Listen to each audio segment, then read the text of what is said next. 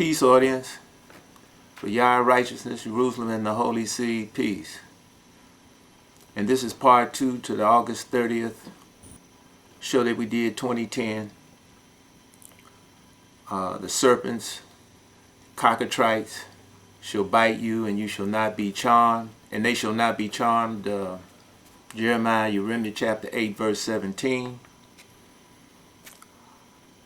And Yah is saying that the children of Israel will be scattered into the nations of the earth under the curse,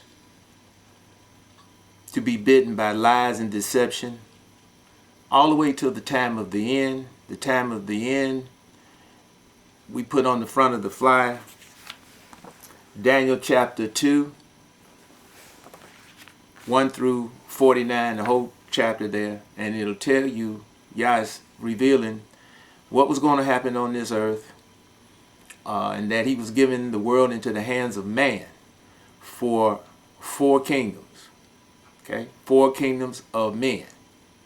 The Babylonian kingdom first, Nebuchadnezzar, the Medo-Persian kingdom, incepted by Cyrus the Great,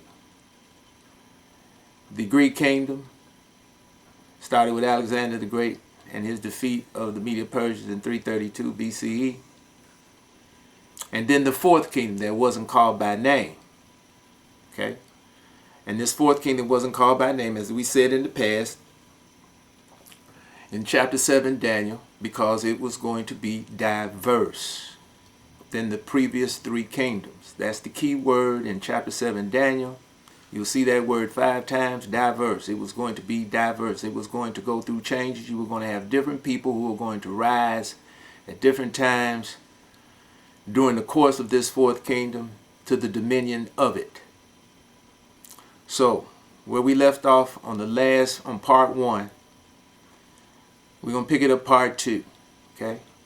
And right before we go into this, I want to make mention of, before I forget, one thing I didn't mention about the soy. Okay? Soy is also put in baby formula. Okay? Because soy, what it does, it blocks the genetic code that is established when a child is first born. The first month of its existence, first month or two, it's establishing its genetic code, the testosterone level, all of the different parts of its existence builds up, is formulated in that first month or two to take it all the way to puberty and beyond into adulthood. And soy blocks this genetic code from setting up. Okay? And this is why you have the children today, little girls having, a menstrual period at 5 and 6 years old. They get very hairy. They overdevelop very fast. Just like you see with the chickens and the different animals that they inseminate these growth hormones into. And the boys, it interferes with their testosterone level and the testosterone buildup in the boy. Okay, where his voice doesn't develop, get that bass in it. His gonads don't develop by the time he reaches puberty. So, and they say, some of the scientists, some of the doctors say, who studied this can lead to homosexuality. Okay? But soy is very insidious, as we said on the first show. So, this is why you have to be very, very careful now. Read labels and to avoid this soy. Now, again, we left off the last show, and we were talking about how these serpents and cockatrices that are tabbed and put out by the Leviathan. Isaiah chapter 27, the Leviathan are these Illuminati, Edomite, Malachite, international bankers led by the house of Rothschild. And they send out their minions, like Dracula, bite you in the neck, okay, and doesn't kill you. But what he does is he bloods you into his mindset, all right? And then he sends you out and you become one of his servants, okay? And how that symbolism in according to the story of Dracula. But in reality, what does he do? He gets people who what? They desire wealth. They desire position. They desire reverence from the people. and he promises them this and elevates them into positions of authority.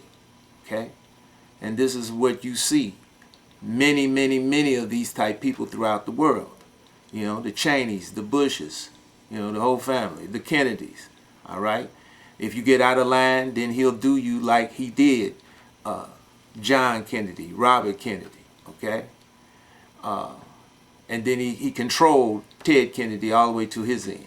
And you see this throughout the world, and this has been going on. And this is how the Illuminati Edomite banker operates. This is how these descendants of Esau operate, specifically these illuminated ones. All of the Edomites are not illuminated. We've said this in the past. So with that, now you get what you can call, what many of us in the street call sellouts. All right? People that are on the payroll. We've spoken of this before. Okay?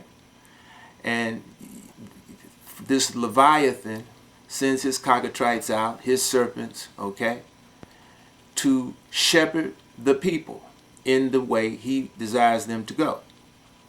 And on the first show we did, you know, I mentioned the Hegelian dialectic.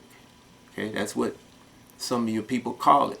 It's the Hegelian dialectic. They get that term from the man called Hegel back in Germany, okay, back in the 18th century. 1700s. But really, the Illuminati got it from YOR, got it from this book of remembrance, so-called Old Testament. Okay? And YOR inseminated the wisdom and understanding into these illuminated Edomites. And they have, to this day, fulfilled the blessing that was put upon them in Genesis chapter 27. Now, in part 1, we talked about Louis Farrakhan and how they tabbed him to give this speech in Atlanta, Georgia, June 26th, and he was supposed to reveal who the true children of Israel are. But as we spoke in the part 1, he flip-flopped it. That's why they sent him out, okay, with this contrived speech, you know, to deceive the people, so people wouldn't understand who the true children of Israel are.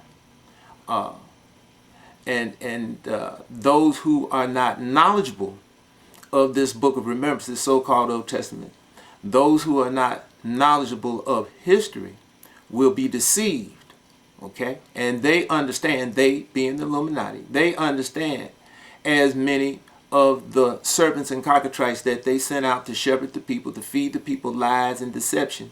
They understand that most people are unknowledgeable, have been dumbed down, okay, have been deceived in the educational systems, okay, in the religious systems, in the political systems, in the media.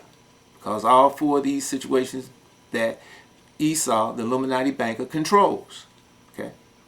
Now, in Farrakhan's speech, he advocates this part 2 of the secret relationship between blacks and Jews, as it's called. Okay, we have part 1 here at YOR Righteousness. We've had it since 1990. Oh, matter of fact, I think, let me retract that, 1992 I think is when it came out. That's when we got it. Okay, now, they try to make it out like this is a revelation, and that the knowledge of these people and what, you know, and these people being the sons of Esau, and what they have done to the children of Israel, okay, was more or less revealed by them, and they amassed this knowledge from the sons of Esau, Edomite historians, okay? Okay, well that's fine, but this knowledge has come out in many books, okay? Just like we've mentioned America's Secret Establishment, Skull and Bones 322 by Anthony C. Sutton, okay?